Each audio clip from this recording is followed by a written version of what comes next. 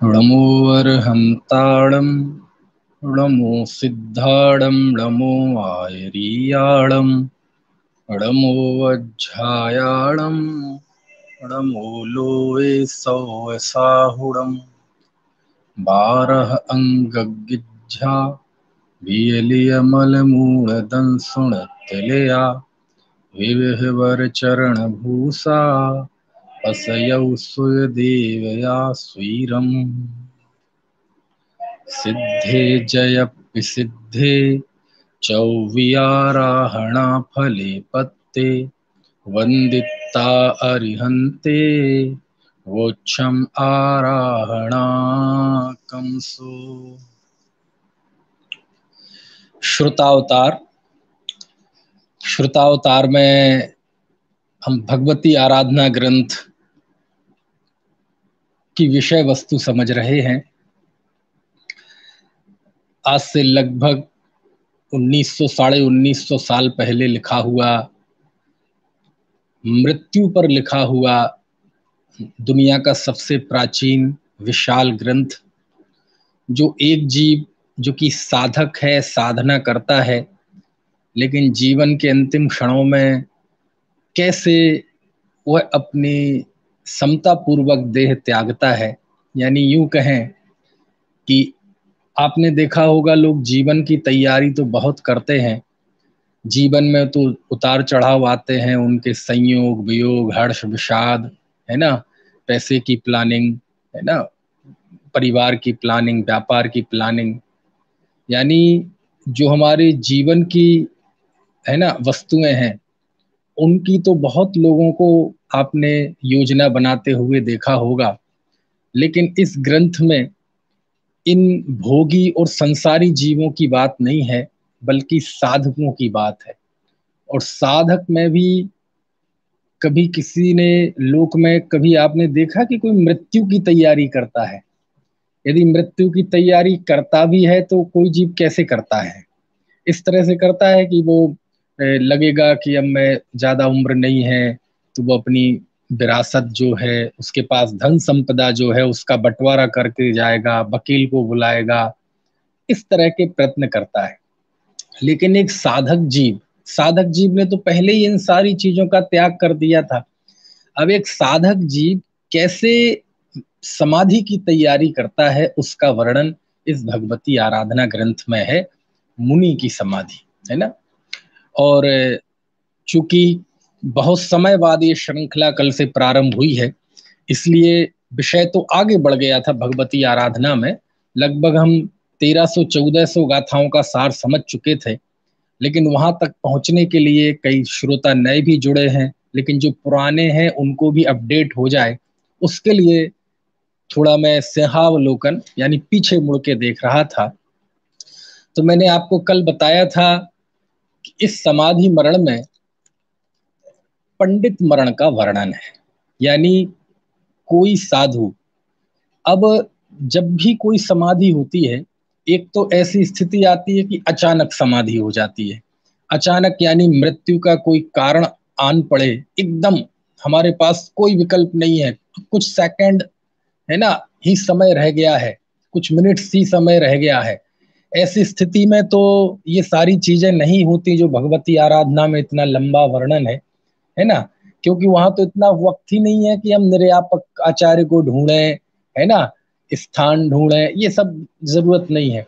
उस समय तो जीव, है ना, पंच नमस्कार मंत्र का स्मरण करता है, अपने आत्म स्वरूप का स्मरण करता है, और समस्त विषय कषाय आहार सबका त्याग करके स्थिर हो जाता है ना। तो ये अचानक होने वाली समाधि की बात नहीं है।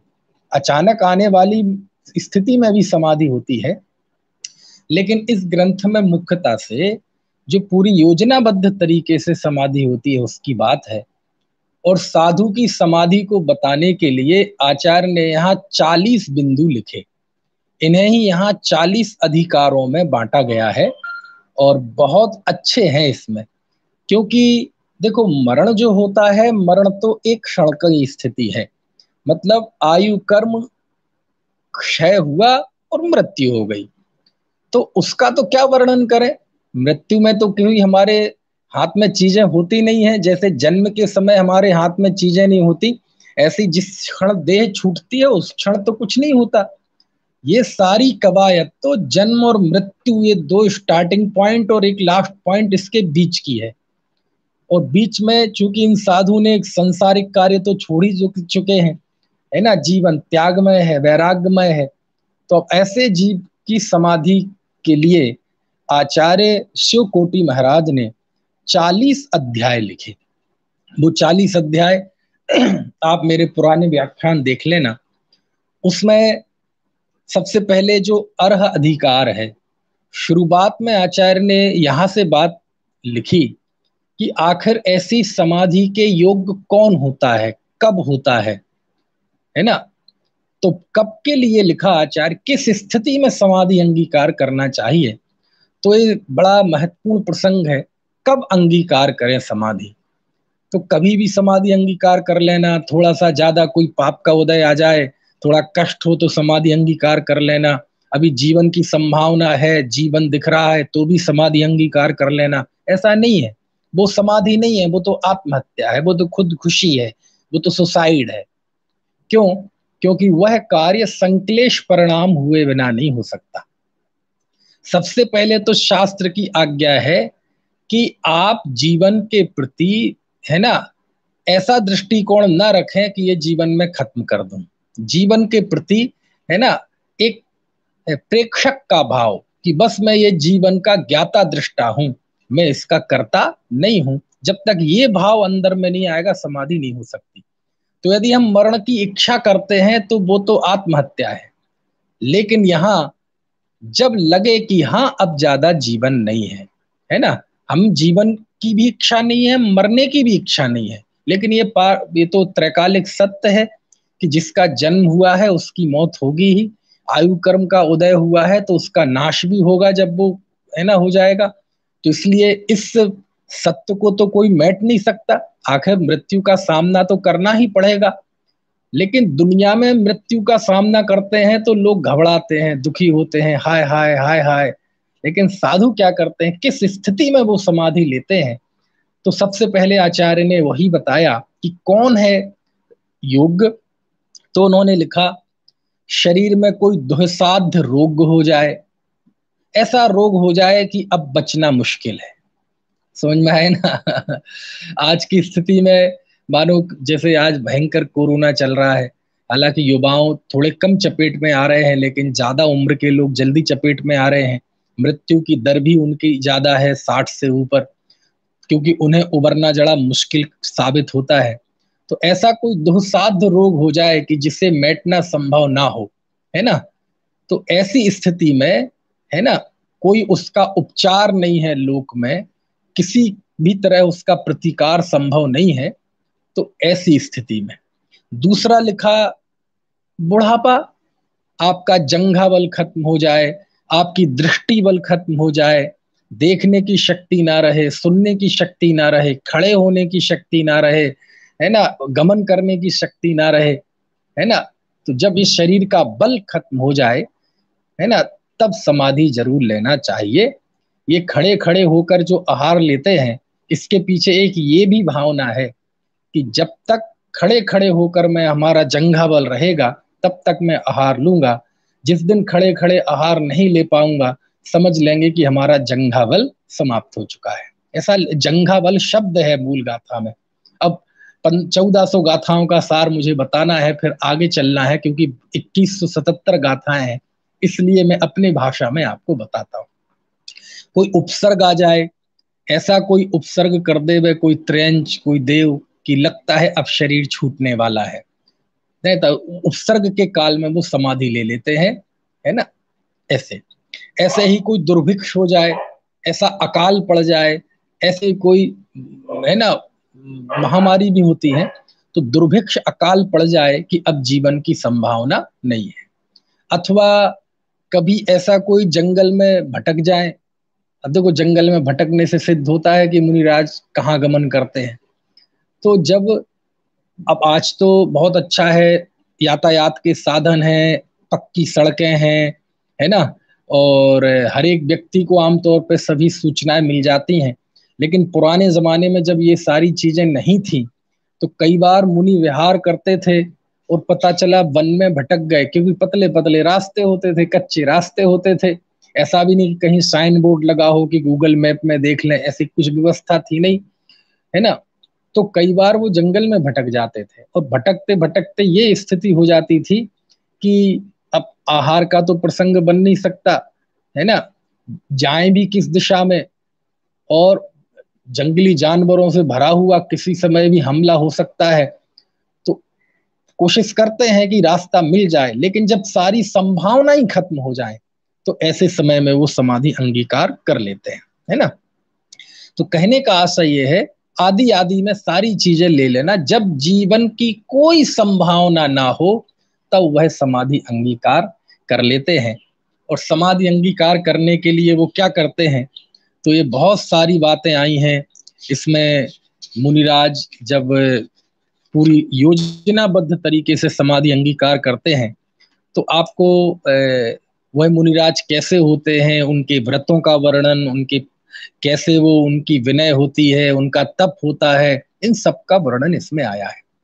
तो एक समाधि के बहाने पूरा मुनि जीवन आचार्य ने इस भगवती आराधना में खींच दिया है।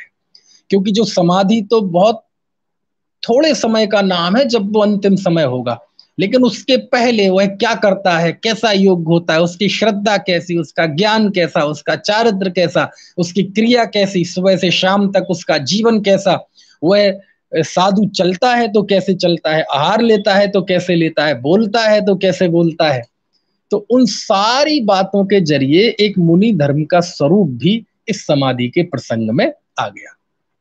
अब जब भी कोई समाधि लेता है तो आचार्य के प्रसंग में आया यहाँ कि कभी भी आचार्य जो होते हैं वो आचार्य अपने संघ में वह समाधि नहीं लेते। समझ में आया। इस अधिकार में वो आया है परगणचर्या। परगणचर्या मतलब वो अपनी समाधि दूसरे के गण में जाकर करते हैं, दूसरे संघ में जाकर करते हैं।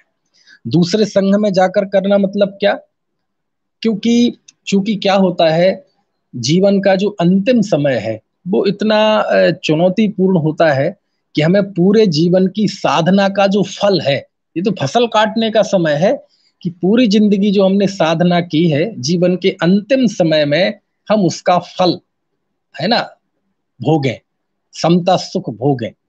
अब चूंकि संघ में क्या होता है कि जब आचार्य अपने संघ में रहते हैं तो उस संघ में कहीं ना कहीं अवज्ञा का भी रहता है, क्योंकि लंबे समय तक संघ का संचालन किया है, संघ के प्रति थोड़ा भाव भी रहता है, अपनेपन का भाव रहता है, दूसरों के गुण दोष भी दिखते हैं, जिम्मेदारी भी रहती है। तो ऐसा करो ना कि आप साधु बन जाओ और किसी और को आचार्य बना दो तो जिम्मेदारी से मुक्त हो जाएंगे। बोले ऐसा कर भी लेंगे तब भी मन में कोई ना कोई बात बनी रहती है। आज देखो जैसे जब परिवार में सारी चीजें नई पीढ़ी के हाथ में आ जाती हैं तो पुरानी पीढ़ी वाले भले उनकी चलती नहीं है लेकिन शांत नहीं बैठते, वो कोने में बैठे गुरगुराते रहेंगे, कोने में बैठे कुड़ते रहेंगे। आजकल के बच्चों को तो फिक्र ही नहीं है, पैसे पानी की तरह बहाते हैं, बहुओं को सगली का नहीं आता, तो भले ही कुछ नहीं चलती लेकिन वो अंदर ही अंदर कुड़ते रहेंगे। तो जैसे लोक में व्यवस्था होती है ना, तो कहीं ना कहीं वही साइकोलॉजी हर जगह काम में करती है। तो यही कारण है कि जब भी आचार्य को समाधि लेनी हो तो वह दूसरे के संघ में जाकर समाधि लेते हैं, अपने संघ में समाधि नहीं करते। एकदम कोई प्रसंग आ जाए कि अब तो मौत ही, अब तो टाइम ही नहीं है कहीं जाने का, वो बात अलग है, असाधारण परिस्थिति बात अलग है ना। तो फिर वो क्या करते हैं, तो वह बहुत अच्छा अच्छा विवेचन है, मैंने अपने श्रुतावतार के पुराने व्याख्यानों में इसका चित्र खींचा था कि वो क्या करते हैं, पूरे संघ को बुलाकर, पूरे संघ को बुलाकर, एक दिशा अधिकार है ना, 276 गाथा से 280 गाथा तक वो पूरे संघ को बुलाते हैं और संघ में किसी एक साधु को, जो जिन्हें वो उन पे, जिनको उन पे विश्वास हो, उन्हें जिन पे विश्वास हो, संघ भी उस पर विश्वास कर सके, ऐसे किसी साधु को वह आचार्य पद देते हैं। क्योंकि संघ को बिना आचार्य के तो छोड़ नहीं सकते, संघ का मुखिया होता है आखिर, क्योंकि आचार्य ही संघ का, ऐसा लिखा, अभी वो खुद उपदेश देंगे कि आचार्य संघ का, जैसे हम शिशु का पालन करते हैं ना, गोद में खेलता हुआ बच्चा, उसका पालन पोषण करते हैं, उसकी देखभाल करते हैं, ऐसे ही आचार्य अपने संघ की देखभाल करते हैं, है ना। उन्हें कोई कष्ट ना हो, उनकी चर्या में कोई दोष ना लगे, कोई लोक निंद कार्य ना हो, जिन धर्म की प्रभावना होती रहे, अहिंसा की, है ना, प्रभावना होती रहे। तो ये सारी चीजें वो आचार्य की जिम्मेदारी होती है, और वो करते हैं। जिम्मेदारी मतलब कोई ऐसा नहीं ड्यूटी, अब अंग्रेजी का ड्यूटी शब्द तो थोड़ा अलग तरह का है, लेकिन वो उनके व्यक्तित्व में वो कोमलता और वह तेज और वह ओज होता है। लेकिन जीवन का समय आखिरकार जिम्मेदारियों से, है ना, हटके केवल पूर्णतः अपनी आत्महित में तो लगा नहीं है। तो ऐसी स्थिति में वह किन्हीं को, है ना, वह आचार्य पद देते हैं, इसका वर्णन है। फिर क्या करते हैं, पद देने के बाद आचार्य पूरे संघ से क्षमा मांगते हैं। वाह, आचार्य, इतने बड़े आचार्य जिन्होंने संघ का संचालन किया, अरे उस संघ में जितने साधु दिखाई दे रहे हैं उन्हीं के तो दीक्षित हैं, उनसे ही तो उन्होंने दीक्षा ली है। समझ में आया ना, उनको उन्होंने डांटा भी होगा, प्रायश्चित भी देते हैं, सब करते हैं, उनसे क्षमा मांगते हैं। हाँ, इसलिए तो मांगते हैं कि भाई इस लंबे मुनि जीवन में आचार्य भी रहा मैं, इस पूरे जीवन में मैंने आपको मन से, वचन से, काय से कोई कष्ट पहुंचाया हो तो मुझे क्षमा कीजिए। अब आप सोचो कितना मनोरम वो दृश्य होगा जब आचार्य परमेष्ठी अपने संघ के साधुओं से क्षमा मांगते हैं। आप कल्पना करो कि कुंद कुंद देव अपने संघ में साधुओं से क्षमा मांग रहे हैं, और किस समय मांग रहे हैं कि सबसे आगे उस समय उमा स्वामी आचार्य खड़े हुए हैं, जिन्होंने तत्वार्थ सूत्र की रचना की। पट्ट शिष्य थे ना, उन्होंने उन्हें आचार्य पद दिया, तो इन्हें आचार्य बनाया है, और अब सब संघ से क्षमा मांगते हैं। समझ में आया? चलिए, क्षमा की बात हो गई। इसके बाद एक अनुशिष्टि अधिकार है। इसमें 105 गाथाएं हैं, 284 गाथा से 388 गाथा, और बहुत बहुत मार्मिक ये अधिकार है। इसमें अनुशिष्टि, अनुशिष्टि अधिकार एक 33वां भी है, वहां तक आएंगे हम, वही चल रहा था, है ना। इस अनुशिष्टि का अर्थ होता है शिक्षा देना। समझ में आया? शिक्षा देना, उपदेश देना। अब वहां उस समय जब आचार्य उस संघ से विदा लेते हैं, तो उस समय आचार्य उपदेश देते हैं। किनको? दो को। पहला तो जिन्हें उन्होंने आचार्य बनाया, उन आचार्य को कुछ शिक्षा देते हैं, और अब बाकी संघ को भी शिक्षा देते हैं। समझ में आया? और ये बहुत रोमांच कर देने वाला विषय है। अब आप सोचो, आचार्य नव्य आचार्य को शिक्षा दे रहे हैं, और नव्य आचार्य को जब शिक्षा देंगे तो कैसे देंगे, आप बताओ। आप समझ में आया ना? यानी ये आचार्य का विदाई संभाषण है। विदाई संभाषण तो समझ गए, फेयरवेल, है ना, पार्टी तो सुनी होगी आपने। तो जैसे किसी कोई रिटायर्ड होता है तो उसकी फेयरवेल होती है, तो सब वो करने के बाद वो अंत में बोलता है ना, जिसकी विदाई हो गई। तो यहाँ भी आचार्य अब विदा ले रहे हैं उस संघ से, और जब उस संघ से विदा लेते हैं तो वह विदाई संभाषण देते हैं। यानी तो सबसे पहले वो आचार्य को शिक्षा देते हैं, तो यही कहते हैं जो भी मैंने 2 मिनट पहले कहा, कि देखो इन्हें संघ की ऐसे रक्षा करना, है ना, जैसे हम अपने नेत्रों की रक्षा करते हैं। क्या मतलब हुआ? आप आंखों की रक्षा कैसे करते हैं, है ना? आंख जरा सा भी कष्ट बर्दाश्त नहीं करती, जरा सी तेज हवा चले आंखें बंद, इतना मामूली सा कण जो आंखों से दिखाई ना दे, आंखों में चला जाए, एकदम आंखें बंद। बाल तो बहुत दूर की बात है, जरा सा भी कुछ हो तो हम आंखें एकदम तुरंत उसको पानी से धोते हैं, बेचैनी बनी रहती है। मैं आपसे पूछता हूं, आपकी आंखों में कचड़ा चला जाए तो फिर आप कौन सा काम कर सकते हैं? आप पढ़ सकते हैं ना? मन ही नहीं लगेगा। अरे मैं जिनवाणी आपको सुना रहा हूं, मेरा भी मन नहीं लगेगा। अभी आंख में कुछ चला जाए तो रुमाल उठा के जल्दी जल्दी, जब तक निकल नहीं जाएगा चैन नहीं पड़ेगी हमें। समझ में आया ना? तो ऐसी कहते हैं, हे नव्य आचार्य, उनको शिक्षा दे रहे हैं कि अपने संघ की नेत्रों की तरह रक्षा करना। समझ में आया ना? अपना आचरण शुद्ध रखना, संघ में किसी भी तरह का दोष ना आ पाए, है ना, संघ की किसी भी तरह से कोई वाद ना हो, है ना, संघ में जिनवाणी की, तत्व ज्ञान की, है ना, सभी चर्चाएं चलती रहें। समझ में आया? ये सारा वो है उपदेश देते हैं। और ये भी कहते हैं कि भैया संघ के प्रति समदर्शी रहना। दुनिया में जहां भी वाद वाद उपजते हैं अधिकारी के जरिए, वो तभी उपजते हैं जब वह भेदभाव करता है, पक्षपात करता है। तो वह अपने आचार्य को कहते हैं, नव्य आचार्य को, कि तुम भेदभाव मत करना, समदर्शी रहना सबको, है ना, सबको बहुत वात्सल्य की निगाह से देखना। ठीक है, कोशिश करना यदि कोई दोष लग जाए तो वह निर्दोष हो, शुद्ध रीति से पालन हो चरित्र का, और जिन धर्म की प्रभाव ना हो। और ध्यान रखना, कभी स्व समय पर समय के साथ विवाद मत करना, ऐसा लिखते हैं। समझ में आया ना?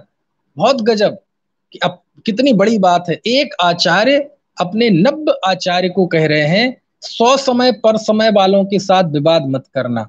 स्व समय मतलब जैन, मतलब उनके भक्त, और पर समय मतलब मिथ्या दृष्टि अजैन। तो कहते किसी के भी साथ विवाद मत करना, है ना। उन्होंने लिखा ना, कुंद कुंदाचार्य ने नियम सार की गाथा, णाणा जीवा णाणा कम्मम णाणा वहम हवे लद्धि तम्मा वयण विवादम सग पर समय ही बज्जो। कि नाना जीव है, नाना उनके कर्म है, नाना उनकी लब्धियां हैं, इसलिए, है ना, किसी भी के साथ, सौ समय के साथ भी नहीं और पर समय के साथ भी नहीं, किसी के साथ विवाद मत करना। ऐसा करना कि सबके धर्म की वृद्धि हो, है ना, संघ के धर्म की वृद्धि हो, खुद के भी धर्म की वृद्धि हो, जगत में भी धर्म की वृद्धि हो और लोक कल्याण हो। समझ में आए ना? आपके ज्ञानानंद की वृद्धि हो, है ना, सब संघ के ज्ञानानंद की वृद्धि हो, ऐसा वो उपदेश देते हैं। तो ये तो हो गया स्पेशल उन नव्य आचार्य को उपदेश। अब इतना जो पूरा संघ खड़ा है उनके सामने, अब वो संघ को उपदेश देते हैं। विदाई संभाषण है ये। और आप सोचो, जब विदाई संभाषण होगा, क्षमा तो उन्होंने पहले ही मांग ली पूरे संघ से, अब विदाई संभाषण में वो क्या शिक्षा देते हैं? तो वही कहते हैं, अपना आचरण निर्दोष रखना। मुनि का सर्वोत्कृष्ट गुण है समता भाव। उस समता भाव में कभी कोई कमी नहीं आना चाहिए। शत्रु हो चाहे मित्र हो, समदर्शी होना।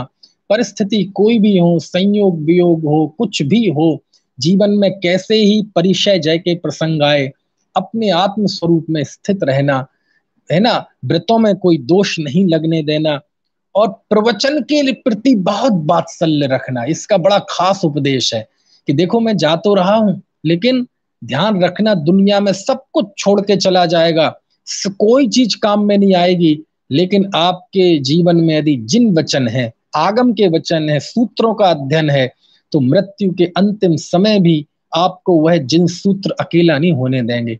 इसलिए प्रवचन के प्रति वात्सल्य रखना, श्रुत की सेवा करना। और एक बहुत खास उपदेश इसमें है। वह खास उपदेश इसमें ये लिखा है कि बैयावृत्ति का उपदेश है कि देखो भैया, मैं जा रहा हूं, लेकिन आप तो साथ में है ना, ध्यान रखना, आपस में बैयावृत्ति जरूर करना। क्यों? क्योंकि साधुओं के संग पे कोई तकलीफ आती है, कोई कष्ट होता है ना, तो बैयावृत्ति करने वाला कोई गृहस्थ है, वो गृहस्थ तो कब आएगा, आएगा नहीं आएगा, आएगा अपने समय पे आएगा, लेकिन एट ए टाइम कौन काम में आएगा? जैसे कहते हैं ना कि रिश्तेदार तो बाद में ही आते हैं, जब घटनाएं हो जाती हैं और मरने के बाद, है ना, उसमें ही आते हैं, लकड़ी में या तेरवी में। लेकिन कोई भी परिस्थिति आती है तो एट ए टाइम कौन काम में आता है? अपने घर के ही सदस्य होते हैं। और घर के सदस्य जब एकदम कोई बीमार हो जाए, मुसीबत आ जाए, थोड़ा बहुत किसी बात पे मनमुटाव भी हो गया होगा ना, तो वो भी भूल जाते हैं। और कौन काम में आता है? पड़ोसी काम में आता है, कैसा भी हो। बाकी लोग तो ऐसे ही कहते हैं। सुनो, ये दृष्टांत तो मैंने दिए, आचार्य कहते हैं कि भैया वृत्ति जरूर करना। संघ में वृद्ध हो, बुजुर्ग हो, है ना, बाल हो, बिल्कुल, है ना, कम उम्र में दीक्षा ले ली हो, नव दीक्षित हो, कोई बीमार हो, थके हुए हो, क्लांत हो, कोई भी हो, उनकी भैया वृत्ति जरूर करना। और इस प्रसंग में अद्भुत बात कही आचार्य ने, कहते हैं भैया वृत्ति का प्रसंग आ जाए तो अपना स्वाध्याय भी छोड़ देना। किसी को कष्ट हो तो उसके कष्ट निवारण के लिए स्वाध्याय भी छोड़ देना। बोले क्यों? तो उन्होंने तुलना की भैया वृत्ति और स्वाध्याय की। वैसे जब स्वाध्याय की बात कहेंगे तो कहें स्वाध्याय परम तप है, लेकिन ये आगम की शैली है कि जो विषय आ जाए उसको मुख्य करना, उसका बहुमान करना, उसका महत्व बताना, है ना। क्योंकि नए उसे ही कहते हैं वस्तु के एक अंश में पूरी वस्तु को देखने वाला ज्ञाता का अभिप्राय। तो कहते हैं कि स्वाध्याय में तो केवल आत्महित है, लेकिन भैया वृत्ति में परहित भी है, आत्महित भी है। इसलिए कहते हैं भैया वृत्ति श्रेष्ठ कार्य है, ऐसी बात। तो भैया वृत्ति की बात कही। इस तरह उन्होंने अपने पूरे संघ को और भी उपदेश दिया कि देखो मैं जा रहा हूं, ध्यान रखना, आरिकाओं की संगति मत करना, ऐसा उपदेश दिया है। आचार्य संघ को उपदेश देते हैं कि आरिकाओं की संगति मत करना। बोले ये जो अग्नि और विष के समान आरिका का त्याग करो। हो, क्या कह रहे हो? ऐसा लिखा, आप जाइए 335 नंबर की गाथा। आरिका से मतलब यहाँ आरिकाएं तो श्रेष्ठ होती हैं, महावृत्ति होती हैं, उत्तम श्रावक है ना। लेकिन यहाँ राग के प्रति कि कहीं आपको विपरीत, है ना, जो लिंगी होता है उसके प्रति बिल्कुल भी आकर्षण मत रखना। तो उनके राग की निंदा करने के लिए आचार्य ने ऐसा कहा कि भैया अग्नि और विष के समान अर्जिकाओं से दूर रहना। बोले जैसे अग्नि के पास घी आता है तो वो पिघले बिना नहीं रहता, इसलिए तुम इनके संयोग में आओगे, कोई भी महिला मात्र के संयोग में आओगे। अरे ब्रह्मचारी के लिए तो महिला तो ठीक, लिखा है आचार्य ने ही, अरे लकड़ी की भी स्त्री से दूर रहना, कुरूप हो उससे भी दूर रहना, त्रंचनियों से भी दूर रहना, ऐसा उपदेश है ब्रह्मचारी के लिए। समझ में आए ना?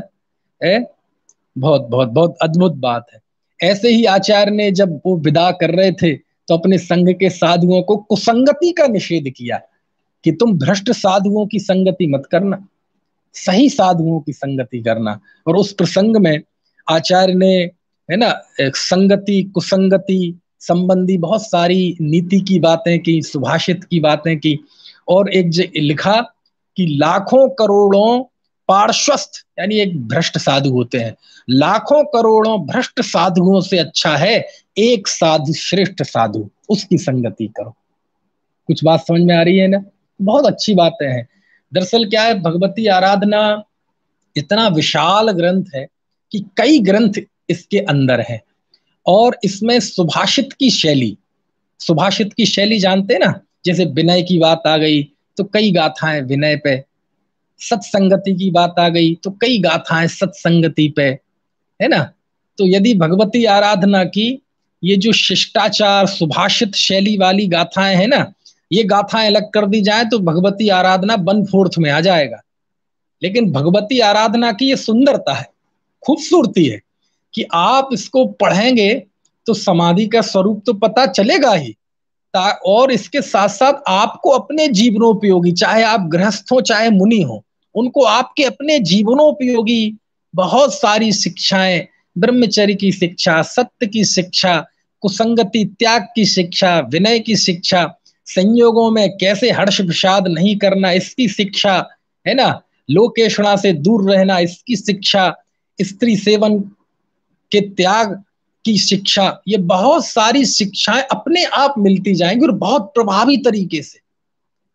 अभी आएगा कल, शायद उसका नंबर आ पाएगा। आचार्य ने कहा क्रोध को त्यागने का उपाय, मान को त्यागने का उपाय, माया को त्यागने का उपाय, है ना, और लोभ को त्यागने का उपाय। हम सबको निष्कषाय होना है ना, तो आचार्य ने बड़ा व्यवहारिक बताया कि आप इन क्रोध का त्याग कैसे करें, क्या सोचें, क्या चिंतन करें, वो अभी आएगा, कल आएगा, है ना।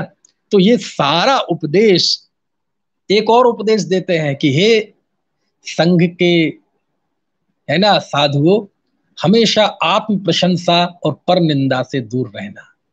समझ में आया ना? है? और इस प्रसंग में उन्होंने ये लिखा कि ज्ञानी लोग तो अपनी प्रशंसा सुनकर लज्जित होते हैं। क्या? ज्ञानी लोग तो अपनी प्रशंसा सुनकर लज्जित होते हैं। अरे वो तो दूसरे को दोष देखकर भी लज्जित होते हैं। जैसे मान लीजिए आज लोक का उदाहरण है, किसी पुरुष ने कोई छेड़खानी कर दी, तो यद्यपि हमने नहीं की छेड़खानी, फिर भी हम लज्जित होते हैं। क्यों? क्योंकि उस पुरुष ने किया ना, मैं भी पुरुष हूं, इस तौर पे वह लज्जित होता है। तो कहते अरे भैया, दूसरों को देखकर भी ज्ञानी लज्जित होते हैं, इसलिए दूसरों की निंदा नहीं करना, अपनी प्रशंसा नहीं करना, इन सारी विकृतियों से वो दूर रखना, अन्यथा तुम्हारा साधु जीवन खतरे में आ जाएगा। ठीक है, अब उपदेश हो गया, नवीन आचार्य की नियुक्ति भी हो गई, उन आचार्य को भी शिक्षा दे दी, पूरे संघ को भी शिक्षा दे दी। अब क्या होता है, बहुत अद्भुत प्रसंग है। उस समय एक गाथा लिखी आचार्य ने, 381 नंबर की गाथा। गाथा मैं बोल दूं, बहुत अच्छी गाथा है। अब विदाई हो रही है, शिक्षा हो गई, क्षमा भी मांग ली।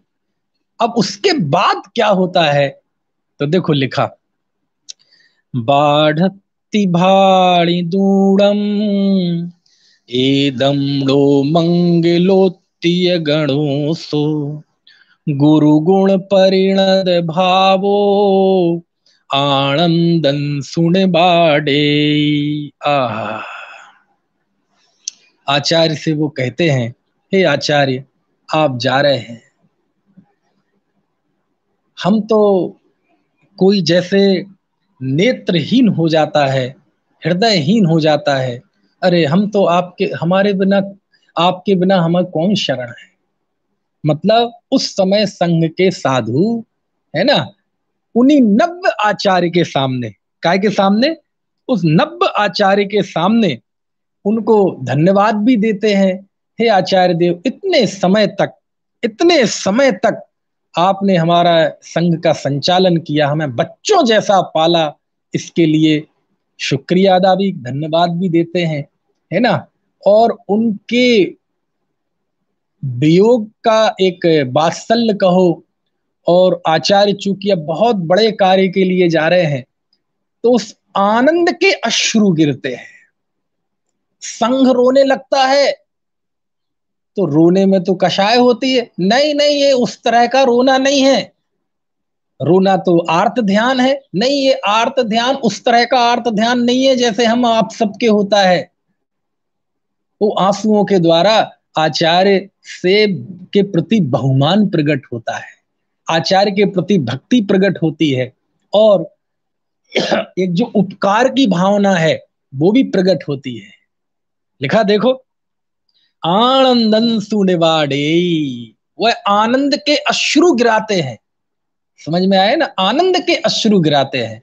हमारे निपुण भाई कह रहे कि एक बार गाथा फिर से बताइए, ये 381 नंबर की गाथा है। बाढ़ति भाड़ी दूड़म एदम्डो मंगलोत्तीय गणो सो गुरु गुण परिणद भावो आनंदन सुने बाड़े। वाह, ऐसे आनंद। अब आप वो दृश्य सोचो क्या होता है। रागियों का रोना तो आपने बहुत देखा होगा, कभी विरागियों का रोना देखिए आप, समझ में आए ना। रागी तो रोकता है कषाय भाव से, रागी तो रोकता है अनिष्ट की कल्पना से।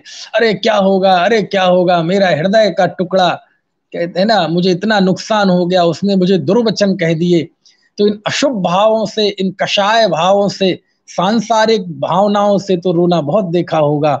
लेकिन जब एक आचार्य जिन्होंने पूरे जीवन भर हमारे चारित्र की रक्षा की, हमारे रत्नत्रय धर्म की रक्षा की, है ना, तो आनंद किस बात का है, आनंद इस बात का है कि जैसे जब बेटी का विवाह होता है और विदाई होती है, तो यद्यपि वो हमें छोड़ के जा रही है, इस बात का दुख है, लेकिन वो जहां जा रही है ना, वो और अच्छा घर है, बहुत बढ़िया लोग हैं, इसलिए हमें दुख तो है, लेकिन उसके जाने का कोई ऐसा दुख नहीं, क्योंकि हम तो बचपन से ही ये चाहते थे कि हमारी बेटी को ऐसा वर मिले, ऐसा घर मिले, हमसे भी अच्छा वर मिले, हमसे भी अच्छे पिता मिले उसको, हम से अच्छी माता मिले, मतलब सास ससुर, हमसे बढ़िया है, आराम से रहे, हमसे अच्छे संस्कारवान लोग मिले, और आज वो मिल गया है, तो हमें खुशी होती है, आनंद के आंसू आते हैं, लेकिन बिछड़न का दुख भी होता है।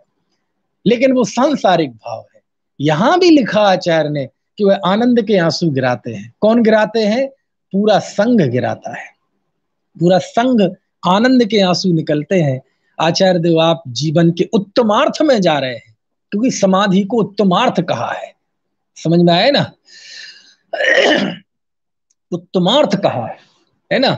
और उस उत्तमार्थ में उत्तम पदार्थ की प्राप्ति होगी, इसलिए आचार्य देव, लेकिन फिर भी आपके जैसा आचार्य हमें सौभाग्य से मिला, आपके जैसे महापुरुष के सानिध्य में हमने अपने अब तक की जीवन की आराधना की है, आज आप उत्तमार्थ में जा रहे हैं, है ना। आपके जैसा अब कौन होगा, हम तो नेत्रहीन हो गए, आप के बिना हमारी अब कौन रक्षा करेगा, ऐसा ऐसा कहते हैं, ऐसा लिखा उसने, समझ में आए ना, आपके बिना अब कौन सहारा है हमारा।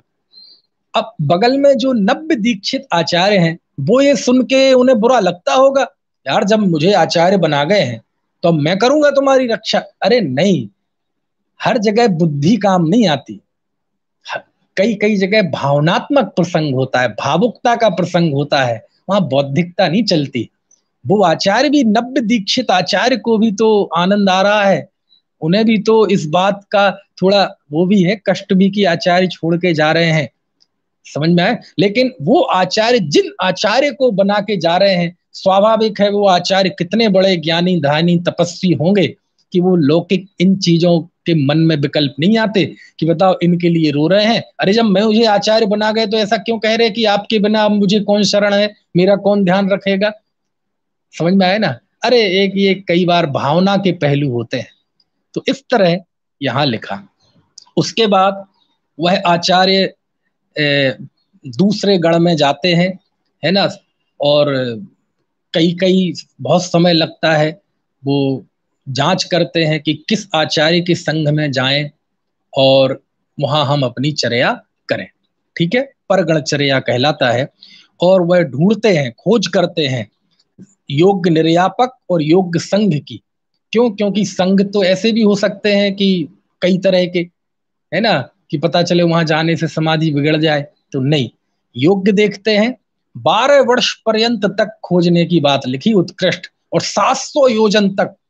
अब 700 योजन कितना होता है सोचो, एक योजन व्यवहार योजन भी ले तो 4 कोस का एक योजन होता है, और 700 मतलब 2800 योजन, 2800, पूरे हिंदुस्तान तो लगभग आ जाएगा उसमें। ऐसे चल के आप देखें, समझ में आया, वाह कितनी बढ़िया बातें हैं सच में। और उसके बाद जब वह इस प्रसंग में आचार्य ने आचार्य के गुण लिखे कि आचार्य कैसे होने चाहिए, निर्यापक आचार्य कैसे होने चाहिए, समझ में आए ना, वो बहुत बढ़िया है, पढ़ने लायक है, आचार्य के गुण।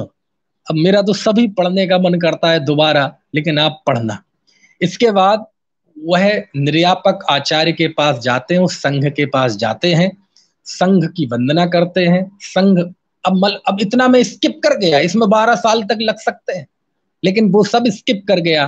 वो संघ पे पहुंचे, आचार्य की वंदना की, साधुओं की वंदना की, उन्होंने उनकी प्रतिवंदना की, समझ में आया ना। और वह आचार्य के समीप जाते हैं, इसको कहा है उपसंपाति अधिकार में। अब तो हो जाएगी समाधि, बोले नहीं, अभी तो परीक्षा लेंगे। कौन? वो आचार्य इनकी परीक्षा लेंगे जो समाधि के लिए आए हैं उनके पास, और वो भी परीक्षा लेंगे, ऐसा नहीं दूर दूर से।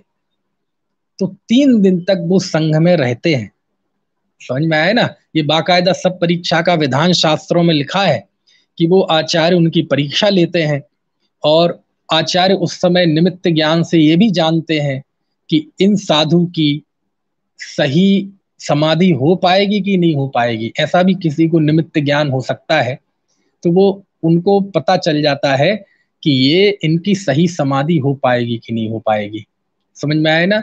तो वो 3 दिन तक रहते हैं, उनका आचरण संघ के साधु देखते हैं, आचार्य भी देखते हैं, और वो जो आए हैं वो भी पूरे संघ का जांच पड़ताल करते हैं कि ऐसा ना हो इस संघ में विसंवाद हो, उतनी पवित्रता ना हो, पता चले हमारी समाधि बिगड़ जाए।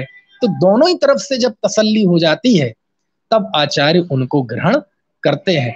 और आचार्य अपने संघ के शिष्यों से भी पूछते हैं कि ये हमारे संघ में जो आगंतुक साधु हैं, ये यहाँ समाधि अंगीकार करना चाहते हैं, है ना, हम ही इनकी समाधि कराएंगे, तो आपसे पूछते हैं आप तैयार हैं? ऐसा नहीं आचार्य अपना निर्णय थोप दें, संघ से भी पूछते हैं। इसमें लिखा है ना, ये आप पृच्छा नाम एक गाथा में 523वें नंबर की गाथा में ये पूछते हैं कि आप लोग बताइए, क्योंकि अंततः पूरी चर्या, पूरी जो ड्यूटी देनी है, ड्यूटी कहने में से थोड़ा सा अच्छा नहीं लगता, पूरी समाधि की जो व्यवहारिक क्रिया है वो तो उन्हीं संघ के साधुओं को संपन्न करानी है, इसलिए उनसे पूछते हैं। और जब पूरी तसल्ली हो जाती है तो फिर वो तैयार होते हैं। और विधान लिखा कि संघ में 2 से साधुओं की संसार कोशिश करें, एक को ही ग्रहण करें, एक को ही ग्रहण करते हैं, ज्यादा नहीं, ठीक है। एक को क्यों लिखा ग्रहण करने का? क्योंकि हो सकता है एक को ग्रहण कर लें, लेकिन कोई एक ऐसी स्थिति आ जाए कि अपने ही संघ में से किसी की समाधि का प्रसंग आ जाए। समझ में आया? इस तरह से उसके बाद वह आचार्य, मतलब अब आचार्य नहीं रहे, अब तो सामान्य साधु हो गए, अपने संघ में आचार्य थे, वह आचार्य के समक्ष बृहद आलोचना करते हैं। बृहद आलोचना मतलब दीक्षा काल के पहले दिन से लेकर आज तक उनके जीवन में जो दोष लगे उन सब की आलोचना करते हैं खुले दिल से। यानी उस समय वह क्योंकि डॉक्टर से आप कोई चीज छुपाओगे तो वो इलाज कैसे करेंगे? जैसे डॉक्टर के सामने हम हर चीज बता देते हैं ना, ऐसे ही वो अपने आचार्य के पास अपने आचार्य जिनके संग में वो आ गए हैं, उन आचार्य के समक्ष अपने पूरा जिंदगी का जो भी, अपनी भाषा में, थोड़ी आम भाषा में कहें तो कच्चा चिट्ठा खोल देते हैं कि मेरे पूरे मुनि जीवन में क्या क्या दोष हुए, तो आचार्य के सामने बिल्कुल खोल देते हैं। इससे आचार्य को उस जीव का अंतरंग परिचय भी होता है कि यह जीव कितनी विशुद्धि का है, कितना पवित्र है। क्योंकि अब अलग आचार्य भी तो संघ के अनेक होते हैं, लेकिन सबकी विशुद्धि एक जैसी थोड़ी होती है ना। तो वो जांच कर लेते हैं कि इस जीव कितनी विशुद्धि का है, और होता है। आप देखें, कोई व्यक्ति आपसे मिलेगा 2 मिनट से मैं आपको थोड़ा सा उसके व्यक्तित्व का पता चल जाएगा कि ये विनम्र है, सरल है कि चापलूस है। आते ही साथ कोई दूसरे की बुराई करने बैठ जाए तो आप समझ जाएंगे अभी ये कर रहा है, दूसरी जगह जाके हमारी करेगा। आते ही साथ किसी की चुगलखोरी करने लग जाए, आते ही साथ छल कपट की बातें करने लगे तो ठीक है ठीक है ठीक है ठीक है ठीक है। तो हम लोक में भी ऐसा होता है ना। तो जब वो आलोचना करते हैं तो उनके पूरे जीवन का, व्यक्तित्व का पता चलता है, शरीर की प्रकृति का भी पता चलता है। क्योंकि समाधि के प्रसंग में ऐसी स्थिति आएगी, तुम्हें क्या आहार होना चाहिए, कैसे तुम्हारी वैयावृत्ति होना चाहिए, यदि हमें तुम्हारे स्वास्थ्य का ही पता नहीं होगा, शरीर की प्रकृति का पता नहीं होगा, पता चले तुम्हें जो कष्ट है, हम जो सेवा कर रहे हैं उससे तुम्हारा कष्ट बढ़ जाए, तो वह पूरी अपनी पूरे जिंदगी के दोषों का बखान कर देता है। तो आचार्य उसे बखान मतलब प्रत्याख्यान, तो आचार्य को उसके अंतरंग का भी परिचय होता है ना।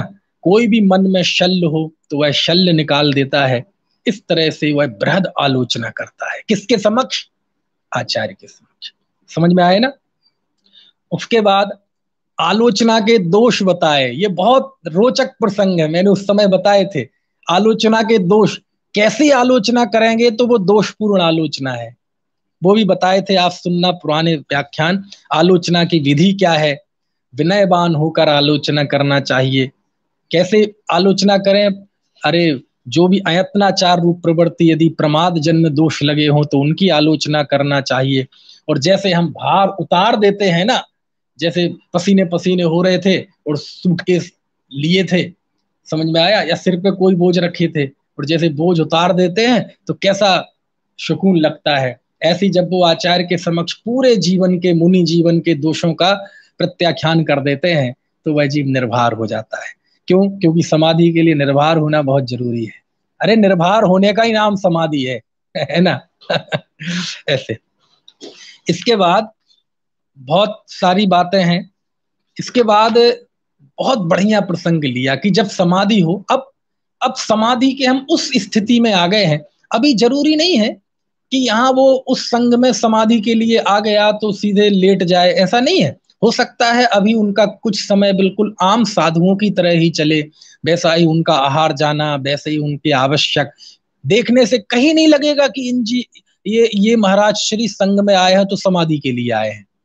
समझ में आए ना? अभी चलते हैं, बैठते हैं, बिल्कुल आम, क्योंकि 12 वर्ष भी है ना उत्कृष्ट, तो तुरंत ही वो स्थिति आ जाए जो समाधि के दृश्य की हम कल्पना करते हैं कि वो फोटो लगे हैं, लेटे हुए हैं, चार साधु इस तरफ, चार, लेकिन अब जरूरी नहीं है तुरंत आ जाए, लेकिन वो स्थिति आ रही है, आ गई है। अब उस स्थिति में क्या संघ की व्यवस्था होती है, कैसे साधुओं को ड्यूटी पे लगाते हैं, उनका कर्तव्य निर्यापक आचार्य बताते हैं कि तुम 4 लोग आचार्य की सेवा शुश्रूषा करना, 4 लोग उनको खड़े होने में, चलने में करना, 4 लोग उनके मल शुद्धि का ध्यान रखना। ये सारी चीजें आएंगी, वो मैं आपको कल बताऊंगा, अभी का समय हो गया।